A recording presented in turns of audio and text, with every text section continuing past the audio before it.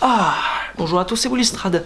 Content de vous retrouver pour ce samedi soir. Alors, vidéo un peu particulière, très tard, je sais. J'étais occupé ce soir, donc j'ai pas pu faire la vidéo super vite. Je chuchote parce qu'il est vraiment tard au moment où je tourne. Et il y a des gens qui dorment autour de moi, donc je vais éviter de crier. On va parler donc des matchs qui ont eu lieu aujourd'hui, ce samedi.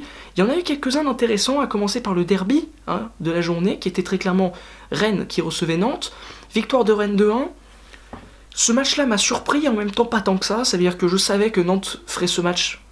Voilà, ils ont fait le match qu'on attendait d'eux. Ils ont défendu, alors mis à part l'erreur de Palois et son rouge, globalement, j'ai pas du tout été surpris par Nantes.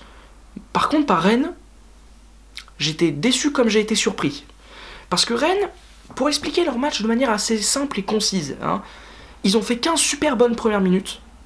Ils ont été plutôt assez intéressants, ils ont mis de l'envie, de l'agressivité, alors c'était très brouillon, mais ils ont mis quelque chose. Il y a eu quelque chose. Il y a eu un éveil, un truc assez dingue. Ensuite, 25 minutes, mais affligeantes en termes de qualité de jeu.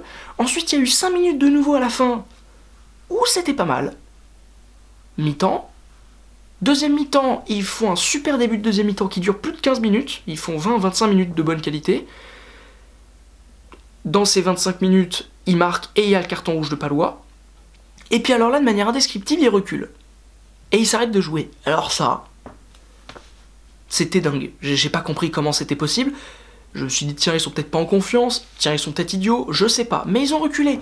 Et Nantes a commencé à attaquer. Truc de dingue. Nantes attaque. Et donc là, on le sentait venir. Forcément, le but de l'égalisation, il est arrivé. Penalty de Salah. Et puis ensuite, ça s'est rééquilibré. Et là, Lamouchi fait un changement. J'ai pas compris.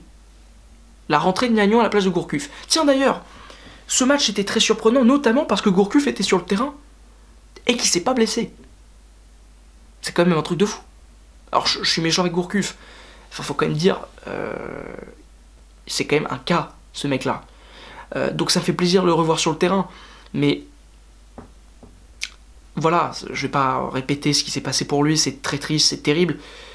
Mais il s'est quand même tellement blessé, si tu veux, que le revoir sur un terrain, et plutôt être bon en plus, parce qu'il était bon, c'est quand même vachement surprenant. Et donc ce choix-là de Lamouchi de mettre Niagnon à la place de Gourcuff, il est tout aussi surprenant que le fait de voir Gourcuff titulaire en Ligue 1 de nouveau. Et ce choix-là, je le comprends pas, bon, mais ça marche. Cazerie met le doublé. Victoire de Rennes. Je pense que la Rennes ne bâtira jamais quelque chose sur cette rencontre, parce que entre les choix tactiques de Lamouchi vachement particuliers, notamment la présence de Cazerie en pointe. Alors ça a marché, il a mis un doublé. Mais ça marchera pas tous les week-ends. Cazerie, depuis le début de la saison, il a fait que 2 matchs. Et je monte 3 avec mes doigts parce que je suis débile. Il a joué très bien contre Marseille. Et il a été excellent, donc ce soir, contre Nantes. Mais ça ne sera pas toujours le cas.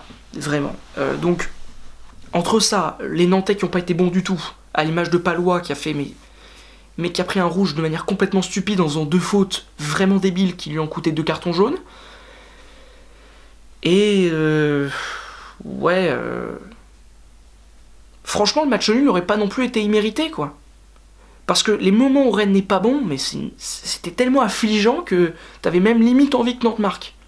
Donc c'est bien, ils ont gagné, mais ils pourront jamais bâtir dessus. Mais ils retrouvent le chemin de la victoire, qu'ils avaient déjà trouvé avec Gourcuff, donc faut pas non plus s'exciter. Mais j'ai envie d'y croire. Il y a eu quelque chose. Il y a eu de l'intensité, il y a eu de l'ambiance dans les tribunes, et ça c'était quand même assez nouveau, je vais pas vous mentir. Ensuite, il y a donc eu des matchs à 20h. Je les ai pas vus, voilà, pour être honnête, mais je vais donc réagir un peu aux résultats qui ont eu lieu ce soir. Donc Montpellier-Lille 3-0, je suis pas surpris de la défaite de Lille, vraiment pas. Par contre, je suis surpris que Montpellier ait mis 3 buts. Parce que Montpellier qui prennent pas de but, c'est normal, mais qu'ils en mettent 3. En plus, Giovannicio a marqué. C'est quand même pas le truc le plus attendu de tous, quoi. Je veux dire, Giovannicio qui marque, c'est pas... Enfin, tu t'attends pas à ça, quoi. Enfin, moi quand j'ai vu ça, cette information, j'étais... ouais. Enfin bon, voilà. C'est la crise à Lille, tout le monde attendait un électrochoc après le départ de Bielsa. Il était évident qu'il n'y en aurait pas. Donc c'est une crise véritable à Lille. Je ne sais pas comment ils vont s'en sortir, et ça me perturbe, je vois pas comment. Montpellier, tant mieux pour eux, ils sont bien, ils ont gagné. c'est parfait pour les Montpelliérains qui peuvent capitaliser sur ce match, qui est quand même de leur part très bon. Ils ont fait un bon match. C'est-à-dire qu'il n'y a pas que Lille qui est mauvais, il y a aussi Montpellier qui a été pas mal du tout. Ensuite, Caen a battu Bordeaux 1-0, là c'est pareil. Caen ne me surprend pas vraiment. Santini qui marque, bon, ça ne me surprend pas. Caen qui gagne à domicile, ça m'étonne pas non plus parce que c'est une équipe qui est solide aujourd'hui à domicile. Par contre, Bordeaux, ça craint, quoi. C'est une dégringolade qui est vraiment triste pour cette équipe-là, qui m'a beaucoup plu en début de saison.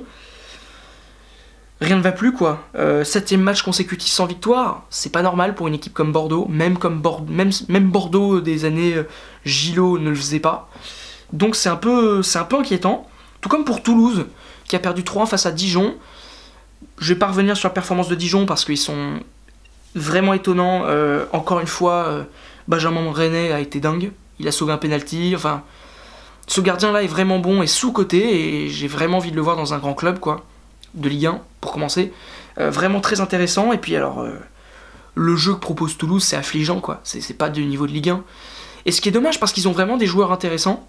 Le TFC est une équipe qui mériterait d'avoir du jeu, qui mériterait d'avoir une équipe.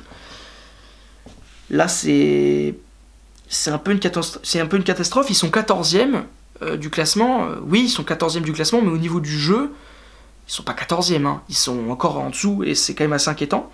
Ensuite, 3 a battu Angers, 3-0, très drôle. Donc les Troyens ont gagné, c'est vraiment une bonne chose. Moi j'aime beaucoup cette équipe de 3 cette année, donc qui gagne encore une fois, c'est vraiment super, je suis super content. Angers s'enfonce un peu, voilà, le SCO est 17e de Ligue 1 aujourd'hui, 3 est 11e. La 17e d'Angers, avec la saison qu'ils font, elle est surprenante, cette 17e, parce qu'ils n'ont pas fait non plus que des mauvais matchs. Mais bon, j'ai confiance en Moulin, en Stéphane Moulin, pour mettre les choses en place. Angers a toujours un peu fait le yo-yo, je veux dire, quand ils faisaient une première partie de saison exceptionnelle, leur deuxième était pourri, enfin... Ils font souvent le yo-yo, là ils le font vraiment, le yo-yo, de manière assez fréquente. Mais je suis pas trop inquiet pour eux non plus. Par contre, je suis quand même plus inquiet pour Metz qui a perdu 2-0 face à Amiens et j'ai même pas envie d'en parler parce que c'est un peu triste, quoi. Metz, j'aime pas voir cette équipe dans cet état. Donc, tant mieux pour Amiens, mais c'est vraiment... Moi, ça m'embête un peu pour les Messins. Les Amiénois ont été impressionnants encore. Ils sont vraiment sur une bonne série. Cette équipe-là mérite ce qui lui arrive. Vraiment, je sais pas combienième mission aujourd'hui. Mais voilà, ils sont vraiment très intéressants. Ils sont 10e, il me semble, de ce championnat. Ouais, ils sont 10e. Avec 2 victoires de suite. C'est bien, non? On peut se dire que c'est bien. Donc bon, voilà, merci beaucoup d'avoir écouté et regardé cette vidéo.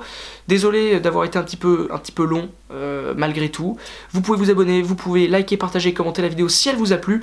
N'oubliez pas la petite cloche, c'est très important, comme ça vous êtes au courant de toutes les sorties de vidéos. Checkez nos réseaux sociaux, donc Facebook et Twitter. Et puis regardez plein d'autres vidéos Foot News pour être au courant de toute l'actualité foot. Demain, c'est ASM PSG. Et sur ce, je me lève pour couper la caméra. Allez, salut à tous, ciao.